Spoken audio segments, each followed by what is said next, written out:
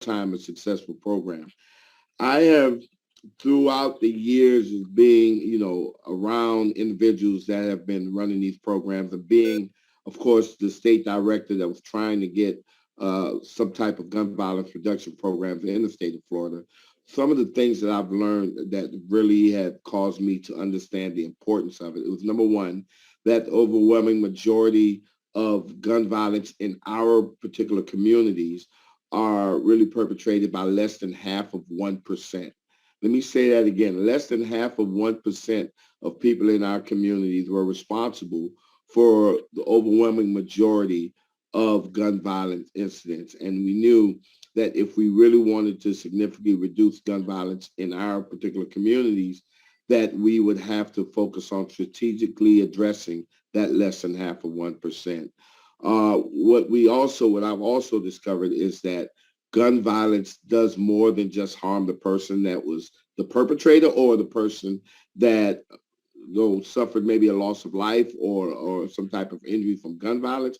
That gun violence in our community affects everyone. Just because it wasn't you or someone who you know that may have gotten hurt through gun violence, it affects you in so many ways. It drains our community. One of the things that we looked at, and many studies have been done, showing that one person shot and not killed by a gun could cost the taxpayers in that particular municipality almost $1 million. That's $1 million of taxpayer dollars that comes out of our pockets that could have went somewhere else that's being used to treat someone who was injured through gun violence. And of course, a death also takes a huge toll on our society. And so our approach, or my approach to addressing gun violence in our communities, is that of a holistic approach, understanding that we all are in this together, and we have to understand that we all, each of us have a role to play in helping to reduce gun violence. So once again, thank you. I'm looking forward to the questions, and it's definitely a pleasure being here. Thank you, Desmond, so much. Next, we'll turn to Gail Schwartz, Chairwoman of Bond Ban Assault Weapons Now. I'm also delighted to say that Gail serves on the board of Prevent Gun Violence Florida. Gail, you experienced a tragedy in your family, and you bravely turned around and became an activist warrior to get an initiative on the ballot, a citizens initiative on the ballot, and I believe it was 2018, to ban semi-automatic assault weapons. Can you tell us about that experience and what happened as a result? And I'm talking about your work to get that initiative on the ballot. Well, first of all, I want to thank the League of Seminole County for having me. And I'm especially honored to be here with Desmond because he was my inspiration. And I told him this was my inspiration for wanting to get an assault weapon ban put on the ballot, because I just knew if we gave Floridians the opportunity to have a say in the types of weapons that were sold in this state, I knew that we would overwhelmingly see this ballot initiative pass, because everyone knows AR-15s and AK-47s are just simply too dangerous for our communities. And we've seen the devastating effects. My nephew, Alex, he was shot and killed while he sat at his desk in English class in Parkland. The shooter shot right through his door and killed him and 2 other students, and then continued on the shooting rampage.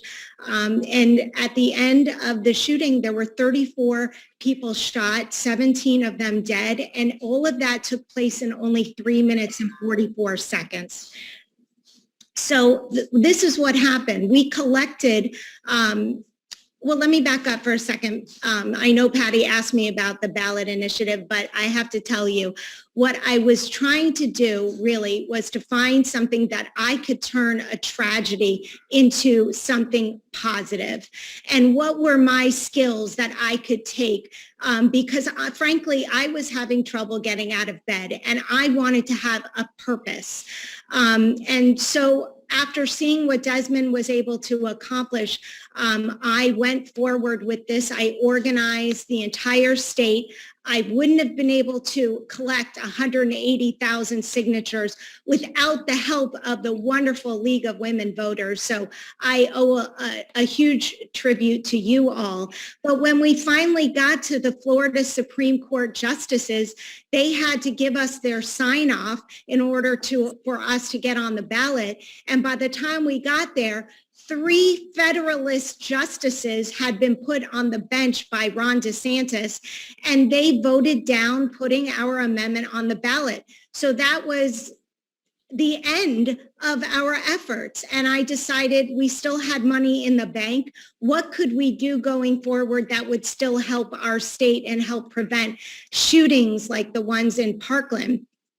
So we now, Ban Assault Weapons now, work in 2 areas. We work electorally and we work legislatively. So every session, I lobby the Florida legislators to see who will support the assault weapon ban bills, which have been introduced since the Pulse nightclub tragedy in the House and the Senate. We've never gotten a vote. We've never even gotten a debate. And my goal was to hold legislators accountable. Let's get legislators on record. So you don't, as a majority, the Republicans don't want to give us any time on this bill, but let's at least show voters which legislators care about this issue. So every session, I will lobby legislators, try to get as many co-sponsors on the bill as possible. This last session, I'm really happy to report most of the Democrats, not all, but most were willing to co-sponsor the legislation. We got 41 co-sponsors. And then the other goal for Ban Assault Weapons now, since we have money in the bank, is to help finance candidates, our champions who support banning assault weapons. Last election in 2020, we gave out $100,000, but I am so excited to report to you all, and no one even knows this, so you get the scoop. We're going to be giving out close to $250,000 to candidates that are champions for our cause. And that'll all be done after the primaries, and we're going to be picking some very tight races to support. And maybe, I hope, we can make a big difference coming into the election. Gail, thank you. Thank you for your tremendous work, your stick-to-itness. I didn't pronounce that correctly. Your tenacity and your spirit, because in light of everything, you have not given up, and we truly thank you. Now I'd like to turn to Pernell Bush, our mental health expert on the panel. Pernell, could you tell us a little bit about your work and how it applies to gun violence prevention? Definitely. So, currently, first and foremost, Gail, thank you for what you're doing. That's very commendable. And I've been watching you for a while as well. And Desmond, my brother, we've been working together for some years now, and love everything that's happening here. So when it comes to, there's a term right now, in between the shootings, right? What happens after the shootings is something that I have been very immersed in, working with clients and communities after shooting that occurs in different communities. Because the biggest thing is the trauma that a lot of people take away from it. And then us as America, because of these, we see it over and over on social media, really working through what that is how that impacts us, the effects of that. So me as a mental health therapist, the first thing I like to do in between the shootings is, like you say, get out and meet with the individuals that may be directly impacted. But we cannot forget about the communities that are impacted as well, the families that are impacted, and have them understand psychoeducation of what trauma may feel like and how it may present itself in your world, in your life. For me, just hearing Gail and what she did with the tragedy that took place, she utilized what we call post-traumatic growth there. Right? That's something that a lot of times we don't really speak on. That post-traumatic growth it catapulted her to on a mission. But oftentimes we don't really hear much about those things like that. For also before the shootings, a lot of things that I do with parents who may have, and that's the reason I say parents, because a lot of times I get kids that come to my office and they may have conduct disorder or opposition to defiance disorder, or they may have this very enthralled type of behavior towards firearms. Right. So working with parents and community members about how to have conversations around that, how to be mindful of behaviors that may be an opportunity to say, hey, this is an exhibit of behavior of extremism when it comes to how much this individual may love these type of things, and how can we start to curb that? Because you think about what just took place in Texas, 18-year-old young man, many of his friends seen it. His friends said they seen his behavior start to shift and transition. Family members said they seen his behavior start to shift and transition, but no one said they knew how to have a conversation or bring it up because he was intimidating, or they just felt like they didn't know what was going through his head, but they just continued just to go on day-to-day life. So my biggest goal is to work on before the shootings about how to identify and have those tough conversations, how to really get around, start to pinpoint if there are mental health onsets about to take place. And then between the shootings, after it may have occurred, is really working with the community members to get them back to a healthy, functional baseline of social, emotional, psychological well-being, understanding what trauma symptoms may feel like, and also getting into the community about how you may be impacted, even though you may not be directly impacted. Pernell, thank you. That sounds like fascinating and admirable work indeed. And I think it makes perfect sense now for me to segue to Desmond. And Desmond, if you could talk to us about this initiative that you're going to be working on with your organization, FRC, and the city of Orlando. And it sounds like you're going to be working with youth. Is that correct?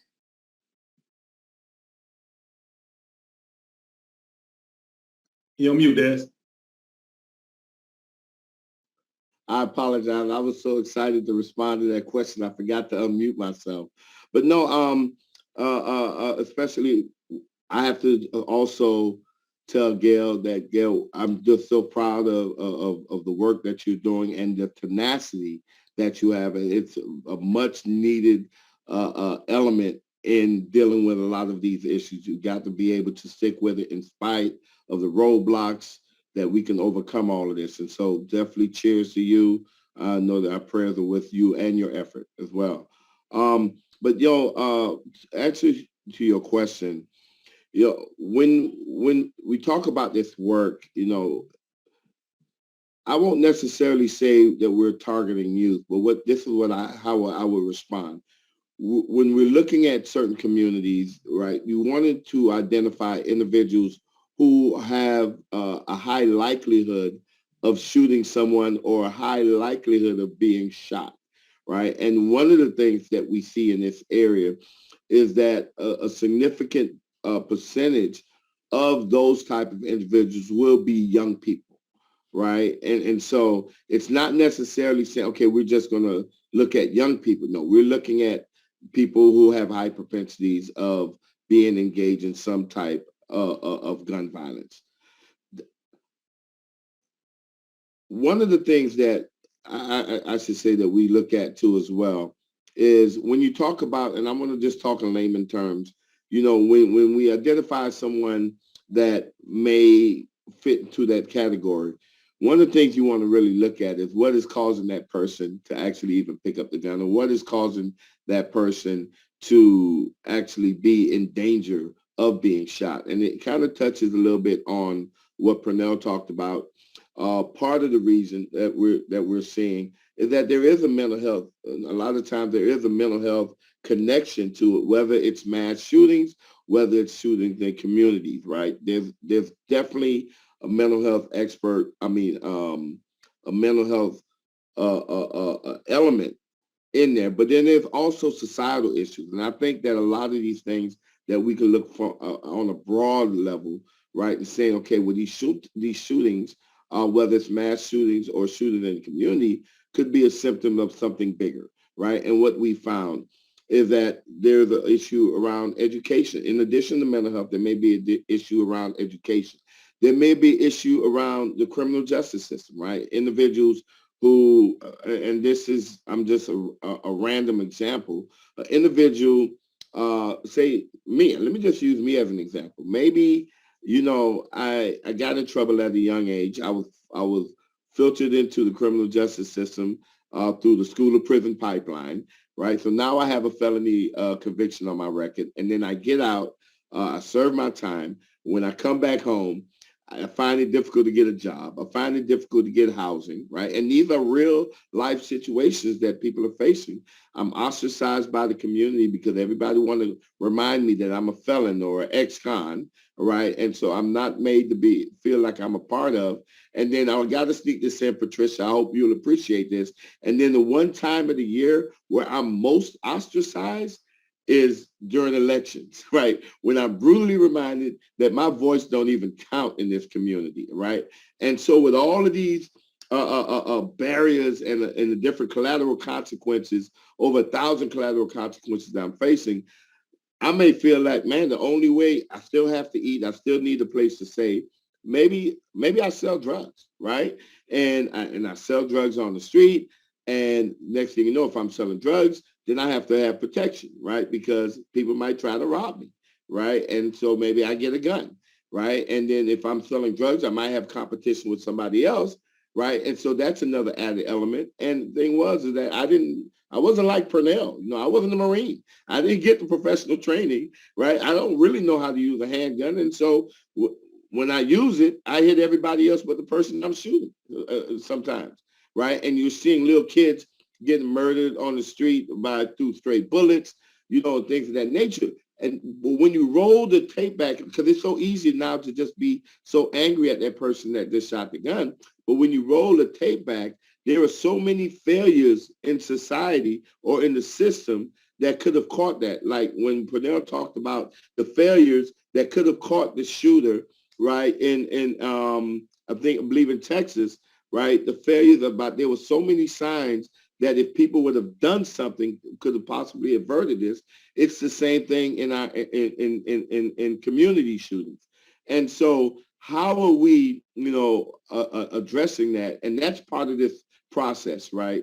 Finding out why it is that people are picking up guns, or why are people in positions of danger of being shot, and then addressing those societal issues that can alleviate or lessen the likelihood of the individual using the gun, right? And a lot of times that's going to entail working with people like Purnell, right? And it could be something as simple as finding somebody a job, right? Or getting somebody enrolled in school, or finding somebody safe and affordable housing. And so we know that it's a more of a holistic approach, and we have to create some type of continuum of care, continuum of support for individuals that fit into those categories. And yes, a lot of them will be young folks. Thank you, Desmond. And actually, according to data out from Giffords and other organizations that deal with gun violence prevention, guns are the biggest cause of death among young people in this country, more so than vehicle crashes. So this is the number one cause of death among young people right now. And I'd just like to share my screen for a moment, also to address the topic of mass shootings. Take a look at this. This is from the Gun Violence Archive, an organization up north that keeps track of mass shootings around the United States. And this is just barely the month of June. All of these shootings: New York, South Carolina, Michigan, Florida, District of Columbia, Texas, Illinois, California, several times, Indiana, Colorado, and that is just a smattering since the 10th of June. A mass shooting is defined as 4 or more are shot. So this is an alarming number of shootings that are happening, of 4 or more people being shot in this country almost every single day. And so we have to keep that in mind, that we're talking about this issue that, yes, it's critical that we find out why these shootings are occurring. Some of these are in the home. They're domestic violence shooting, where an angry father or husband kills his wife and children and then commits suicide. That is also all too typical in our society. And then these wide mass shootings that grab all of the media attention, right? Like at Uvalde, at Buffalo, that was a racist mass shooting. At Marjorie Stoneman Douglas, at the Pulse nightclub in Orlando, on and on. So with that idea in mind, there's a certain amount of frustration of the part of gun violence prevention activists that the conversation continues to turn to mental health, and this is not to say that we should not discuss mental health. I want to be clear about that. But that the conversation continues to turn to mental health. And when our Congress acts on gun safety, they tend to focus more on that and not the gun. And we keep saying it's the guns. And Gail, I wonder if you could speak to that, especially because I know that you and I have had many conversations about that. Wow. There is a lot that I would like to say on this topic, but to make it brief, frankly, if we want to know why we're having such a mental health problem in this country, I would say let's go back to the original cause, which is the fact that it's the shootings that are making us mental. Personally, just like Desmond talked about himself, for me, I felt abandoned by my government after the shooting. That really weighed on my mind. Like the biggest problem I had coming to terms with was the fact that our government wasn't doing anything to save us, to prevent us from being shot. And it's affected my quality of life. How could you not have some mental, disturbances when you can't even go to the grocery without being in fear of being shot? And our children, can you imagine? You're in school and you have to reenact being slaughtered and potentially running for your life, like you're like an enemy on a battlefield. Like you're actually in a war zone. This is what we're asking of our children. So if everyone wants to know why we have a mental health problem, could maybe because we're all afraid to leave our houses every day. And I obviously feel, because I support banning assault weapons, that if we could just deal with the actual firearm problem, that the mental health issue would dissipate exponentially. Gail, thank you. And I'd like to turn to Purnell now. Gail, you mentioned, and I think you were referring to the gun drills, right? The active shooter drills that our students all over the state of Florida and in other states have to go through, and sometimes as often as once a month, they have to go through these active shooter drills. You know, when I was a kid, many years ago, we had to go through bomb scare drills, because we were afraid of Russia. Right. But now the enemy is from within. Yeah. Yes? So it's a whole different story when it comes to dealing with that and the strategy in coping with it. And Purnell, how do you see the trauma, or do you feel that these active shooter drills are having traumatic effects on students who have to undergo them on a regular basis? Definitely. So, they can't have negative effects when it comes to these drills, right? Depending on the student. We're all very subjective. But I have had individuals I work with, because of the drills that they have to do in school. Now that's all that counts to ruminate on their mind. Like, when is it going to happen, right? Because uncertainty is what causes anxiety for a lot of people. So when you have individuals who now have to go through this training, for example, about a year ago, I had a young lady that I was working with, 12 years old, and she was always on edge. She was on edge because of what if it happens, right? Even though, we're giving her parents and the school giving the probability of it happening is very small, she's like, what if? And it all started when she was elementary, going through the drills. Because she had to be prepared, had to learn how to be alert. So now, physiologically, she doesn't know how to calm herself down. So that's what we was working with her on in my office, about having her to really get herself back to a functional baseline, because she was very hypervigilant. She was very always on alert. And these are behaviors that you'll see from a lot of young people from distressful communities who have, who've seen gun violence or don't know if gun violence is going to happen within the vicinity where they are. So it does have, and it does and can have negative impacts and effects on the young people as we do these things. Yeah, I think No, Go Patty, ahead. I think it's so important what Pernell said because there are, and I think it really just speaks not to any, I would say, I don't think that it's any tensions there. What I think though is it does speak to the breadth, right, of the issues around guns, right? Because you have kids who now are suffering even more because they got to think about, shooting in schools.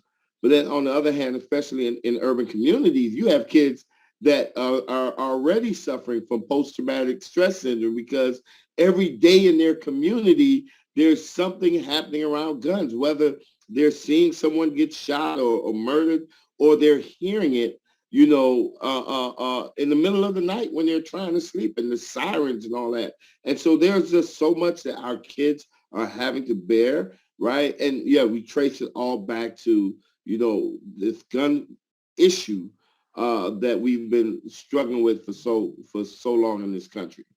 But I definitely thought that was great that Pernell brought that up.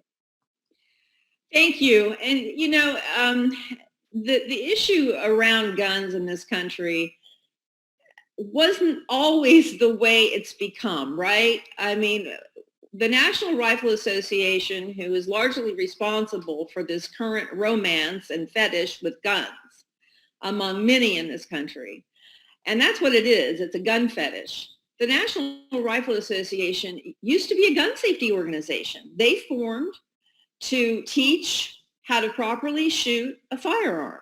Yes. And of course, around the 70s and 80s, they became very politicized and became the organization they are now, which is a powerful gun lobby that represents the interests of the gun manufacturers whose main aim is to sell firearms. And the NRA pressures are congressmen and women with cash donations, and in Florida with grading them on how they vote on guns. So we have a very different climate when it comes to guns in this country and how they're viewed. And so, Desmond, let me go back to you. When you're working with the young people on this new city initiative, what are you going to tell them about guns? How are you going to talk to them when they tell you they think the only solution for them to remain safe or keep their family or their friends safe is to buy a firearm? Well, that's a great question. First of all, Patty, I am not going to be directly working with them because one of the key components of this program is to employ people who were at one point active shooters or in danger of being shot, and using them as the ambassadors, using them as the mentors, using them as the violence interrupters in our community. And so it's a very, I would say, precarious a position because we're asking former shooters to put themselves in situations in which there's potential violence in order to diffuse that violence. And so that is going to be that. I mean, that is an area that I am not personally going to be involved. The role of FRC is to really help facilitate the program. But let me tell you something very interesting, right? I remember, like I said, I've done trainings over the years with various violence reduction programs. And one of the interesting stories that I remember in California, when someone was approaching someone about putting their gun down, right? All right, and about the dangers of guns, right? But to folks in that particular community, particularly to this young man, he looked at that gun as a tool of survival, right? And he understood the dangers of it, and he wanted to put it down. But what he told the pastor that was speaking to him was, listen, I'm more than happy to put this gun down, but I know that John over in the next community wants to do me harm. If you can get John to put his gun down, then I will put my gun down. But until that happens, I'm creating a death sentence for myself by not having some form of protection, right? That is just the reality of when you talk about urban communities. And so that's why prior to even getting into that is about really understanding the circumstances that's creating those situations in which a person feel that they need a gun to solve their issues, right? Or they need a gun for protection, right? And so that's going to be very important. That is a level of expertise that the individuals that's going to be hired to do the work in Orange County are going to have, right? And it's their responsibility to have those very intimate discussions. And it's definitely going to be a one-on-one setting. And I'm totally keeping my hands clear of that, because in order for this program to be successful, right, we have to let it organically grow. That makes sense, and that sounds very promising, Desmond. Thank you. Purnell, would you like to comment on this? I saw your facial expression when I was talking about, how guns have become sort of a romance and fetish in this country. Those words right there is what kind of made me start really perk up, right? Because it has become very romanticized. And that's something that, from a mental health standpoint, and I always like to break down mental health, because people think mental health, they just think psychological deregulation or psychological illness. But however, that's your social emotional as well. So when we think about a lot of social emotional development that's taking place, particularly for our youth, and I'm getting towards our youth, that birth to 5 years old, that 6 to 11, that 12 to 16, or 12 to 18 years old, oftentimes I've seen that it's been romanticized because of the desensitization that's been around it when it comes to video games, movies, and they don't understand the impact that some don't understand the impact that this is actually going to cause on them and those around them. So when I hear mental health, oftentimes my thought process is like, okay, how was this child socialized? Right? What is the conversation that's taking place around firearms? Regulation is a major piece. How is this individual been taught to regulate their emotions and emote and have these conversations about what they're feeling internally?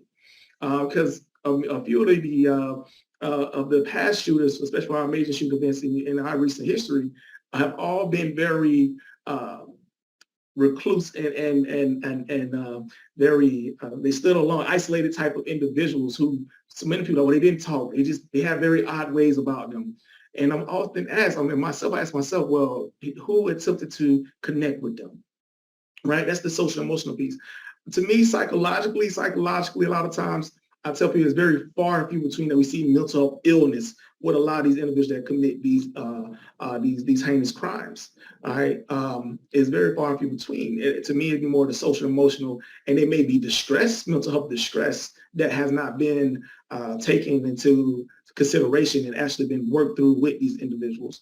But overall, we have to decrease the romanticism around firearms. So all the time when I work with young people, that's my main goal. Because when you romanticize something, you fetishize something, then also we all know as just human beings, when something is so taboo, it sometimes drives you towards it more. So how can we decrease these things? And that'd be some of the goals that I'll do when I work with my clients from a social and emotional standpoint before we get to the psychological. Thank you, Purnell. Gail, I'd like to turn to you now and certainly include the young people who are getting guns involved in this conversation. But also remember that in 2018, the Florida legislature, in response to the Marjory Stoneman Douglas shooting, raised the age from 18 to 21 to buy a long gun, which includes these AR-15 style weapons, in the state of Florida. So in some ways, we're ahead of many other states on that. But Gail, you have been lobbying a lot on this. You've been lobbying in Washington, D.C. You've been making phone calls to members of Congress. We're just trying to get a safe storage law passed, Ethan's law, right? Safe storage bills go through the Florida legislature every single year to put more teeth in the statute to keep guns out of the hands of minors when there's a loaded weapon in the home. We can't even get those bills heard. So, Gail, could you... And I know you said that you felt let down by your government, and that's really, truly heartbreaking. Would you be comfortable in sharing some of your experiences as you met with lawmakers in D.C. or their staff? Wow. That's a great question, Patty. I just went to DC with a group called Ethan's Law. The group is called Newtown Action Alliance in support of Ethan's Law, which is a bill that passed Connecticut, and now we wanted to set out on making it a federal law because let's face it, someone could take the gun, just drive across state lines. So just having it in Connecticut is not enough. Ethan's Law would be so powerful. It would save so many lives. All that it is, it's so simple.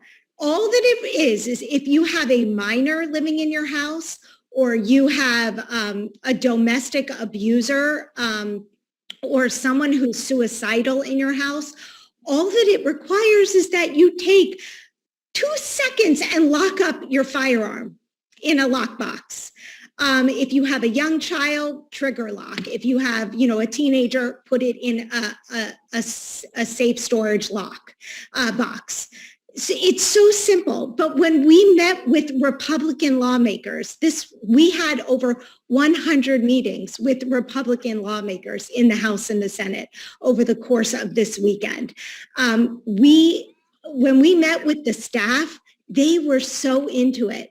They all loved the idea. But then when we would approach the actual legislator who would be voting on the bill, it was a bridge too far for these Republicans.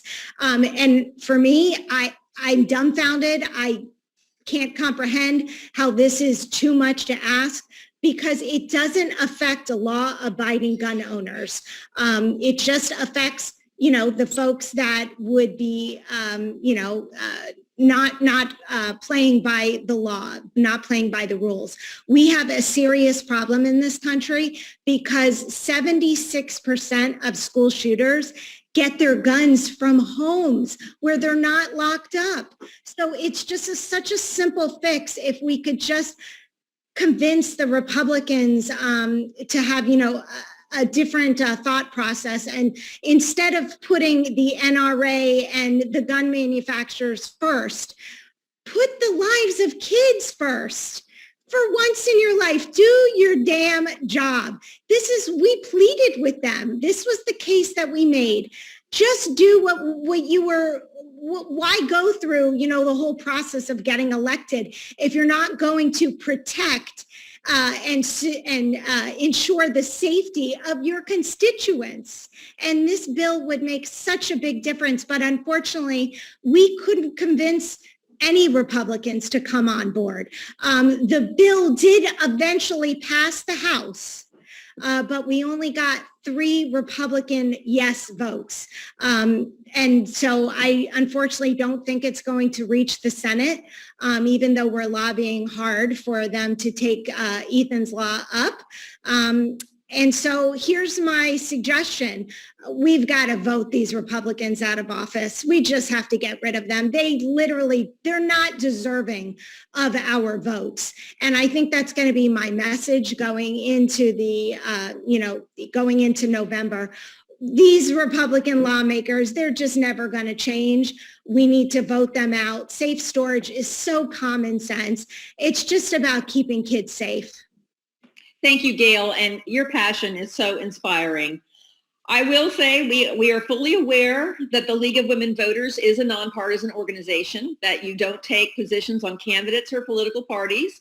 But remember, Gail has her own organization, and I'm representing the organization. Gail's on our board, but we respect the League's nonpartisan position. Unfortunately, I will say that Gail's focus on the Republicans is rather valid. Why? Because that's the party that is continuing to try to block good gun violence prevention laws nationally and in the state. Now, nationally, it looks like there might be some movement, which is great.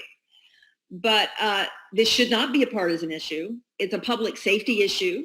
The American Academy of Pediatrics came out not long ago and called it a healthcare crisis. It is. It's not a Second Amendment issue. It's not a partisan issue. it is a public safety issue and should be viewed as such. And we need to take that language away from the NRA and away from the partisan politics and continue to hone in on the public safety crisis and the healthcare crisis that we are facing in this country. So Gail, thank you for your words. Now, Kathy, how are we on time here? It should be wrapping up. Okay. We have about 10 minutes. Okay. So I'm going to give each of you the opportunity to do a call for action. Desmond, why don't you go first? Thank you. You know, I agree with Gail that, you know, if we're going to resolve these issues around gun violence, right, our elected officials have to play a key role in this. I do believe that once again, this issue around gun violence and gun safety really highlights what I believe the COVID pandemic highlighted, that there is a distinct difference between a politician and a public servant. And that difference is being that a politician would not hear the cries of the people and would stick and stand firmly on partisan guidance, while a public servant will eventually hear the cries of the people and place the needs of the people over partisan politics. I believe across the board that we need to be holding our elected officials more accountable and challenge them to be more public servants than politicians, and make sure that we are electing more public servants into office. And so I would encourage anyone that's listening or watching this conversation to be able to connect with organizations like the League of Women Voters, who are nonpartisan, and at the end of the day, to get more involved in creating a world where the people who we elect actually are public servants instead of politicians. We have to place the needs of people over politics. And unfortunately, the issue around gun violence is another sad example of what happens when we have too many politicians in office. Thanks, Desmond. Pernell? You know, at the end of the day, as a mental health professional, I tell everyone, you know, first we have to take care of ourselves when it comes to what we are experiencing, what we're taking in. And as we take care of ourselves, to take care of our community and our loved ones. Pay attention to those who are around you to see if there's anything that you may think that's alarming. Have those conversations. Make sure that they understand they have a safe space to come and speak with you, or connect them with the right mental health professional that may be able to give them the opportunity to really emote properly. And like I said, when it comes to our communities, to keep us safe in general as a whole, all of us has to continue to work together. That's very important that we understand that we're all on the same side. We're trying to do what we can to keep ourselves safe, our family safe, and our community safe. So please, guys, just take care of yourself. And at the end of the day, I look forward to working with Desmond and many of you all. And Gail, once again, I got to just give you your praises for what you're doing.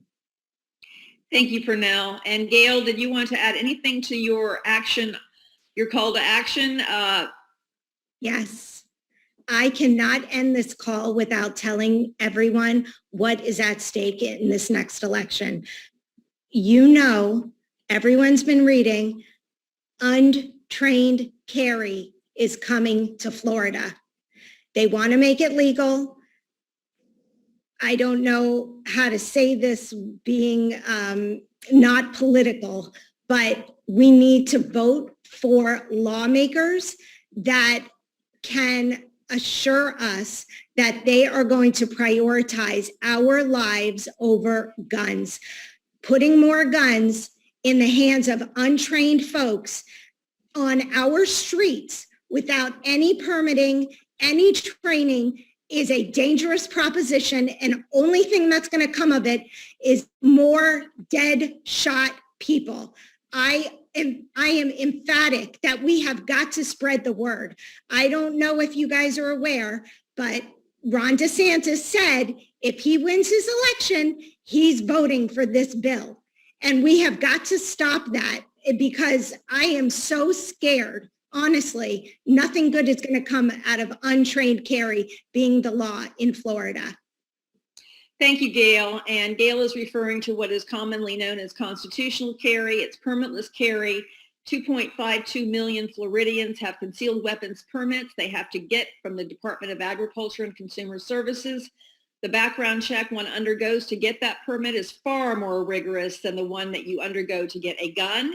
In addition, you have to take a firearm training course. Those would likely go away, and so you will have people carrying guns concealed, as far as we know it's concealed, that should not be doing so. And we do not need more guns, we need less, especially with the number of Americans that are killed each year, 40,000 Americans to gun violence. So with that, I want to thank our panelists, and I'm going to turn it back over to Kathy for questions. And also, I'd like to just say one more thing.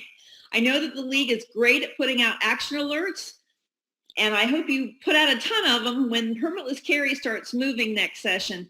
But also, our address for preventgunviolenceflorida.org is in the chat box.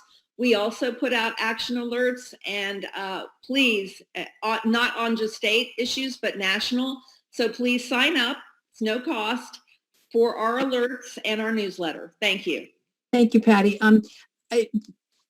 This segue at the end about permitless carry is great because one of the questions in the chat box had to do with some further insights as to the potential consequences of the SCOTUS decision this morning.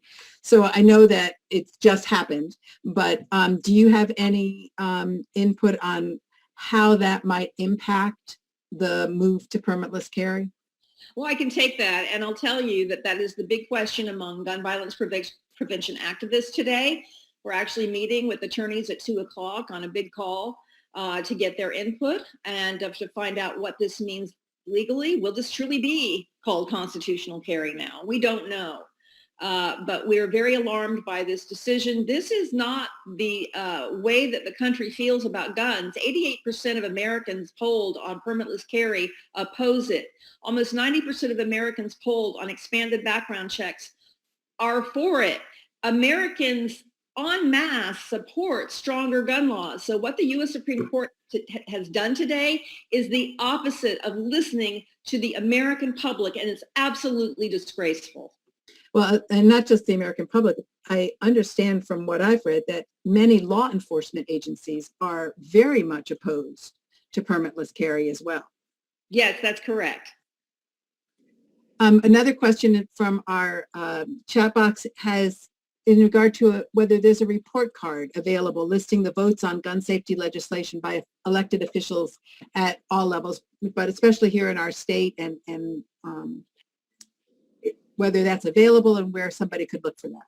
Our organization, Prevent Gun Violence Florida, will be putting out a report card, and that will be after the primaries in August. Wonderful. There's lots and lots of comments, lots of very positive comments about this, all that you shared. So please take a look at the chat. There's lots of links in there as well. I think that will conclude. I'm going to put it over to Jerry Wright for some closing remarks as our president of our league here in Seminole County. I'd like to thank Kathy and the panel for such a wonderful, wonderful job. To Patty, to Pernell, Desmond, and Gail, what a great job you have done. And again, you are bringing the issues that our community expresses concern about. That's what the League is all about. We bring issues that are of concern to our community, and that's exactly what you have done. Even though we're a nonpartisan organization, as Patty has said, we express our sentiments to you for all the things that you have done and you've shared with our audience today. And again, thank you for your attendance today.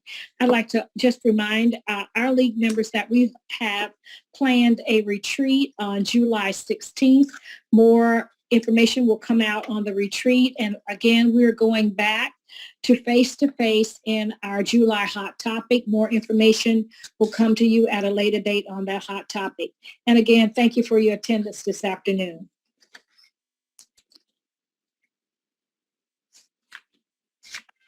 Thank you for inviting us. Thank you so much. You are quite welcome. Thank you guys again. It was a great opportunity. Yes.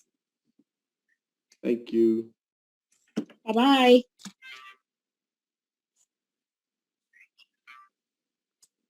Recording stopped.